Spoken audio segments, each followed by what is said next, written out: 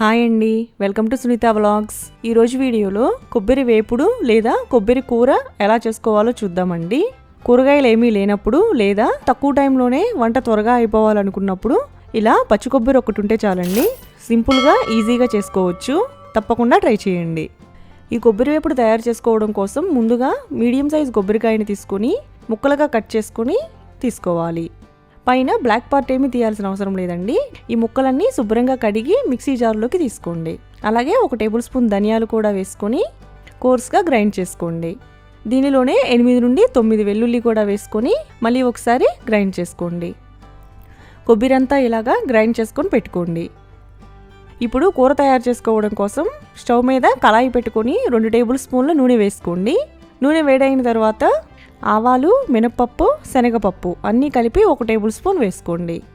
ఆవాలు చిటపటలాడిన తర్వాత కట్ చేసుకున్న 1 ఉల్లిపాయ, కట్ చేసుకున్న 2 పచ్చిమిర్చి, కొంచెం కరివేపాకు కూడా వేసుకొని మీడియం ఫ్లేమ్లో ఈ ఉల్లిపాయలన్నీ గోల్డెన్ కలర్కి వచ్చేంత వరకు వేయించుకోండి. ఈ కూరకి ఉల్లిపాయలు చక్కగా వేగితేనే బాగుంటుందండి టేస్ట్. ఇలా వేగిన తర్వాత మనం ఆల్రెడీ గ్రైండ్ చేసి పెట్టుకున్న ఈ కొబ్బరి తురుమును కూడా వేసేసుకోండి. అంతా వేసుకొని 1/2 టేబుల్ స్పూన్ పసుపు కూడా వేసుకొని ఇదంతా కలిసేలాగా బాగా కలుపుకొని మీడియం ఫ్లేమ్లో వేయించుకోవాలి. అలాగే రుచికి సరిపడా ఉప్పు కూడా వేసుకొని ఒకసారి అంతా కలుపుకోండి. కొబ్బరి చాలా త్వరగా అడుగుంటుందండి. మీడియం ఫ్లేమ్లోనే మధ్య మధ్యలో కలుపుకుంటూ దగ్గరే ఉండి వేయించుకోవాలి. మనకి కొబ్బరిలోని తడి అంతా పోయి పొడి పొడిగా వచ్చేంత వరకు వేయించుకోండి. ఎక్కువ టైం పట్టదండి, 5 నిమిషాల్లో ఈ కూర తయారైపోతుంది.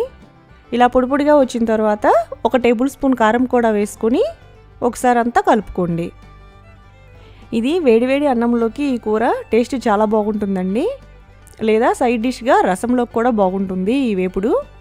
ఇలా కారం వేసిన తర్వాత ఇంకొక నిమిషం వేయించుకొని స్టవ్ ఆఫ్ చేసుకోవచ్చు. ఇలా కొబ్బరి వేపుడు ధనియాలు, వెల్లుల్లి వేసి ట్రై చేయండి. టేస్ట్ చాలా బాగుంటుందండి. మీరు ఇలా ట్రై చేసి ఎలా వచ్చిందో కామెంట్ చేయండి. అలాగే లైక్ చేయండి, షేర్ చేయండి.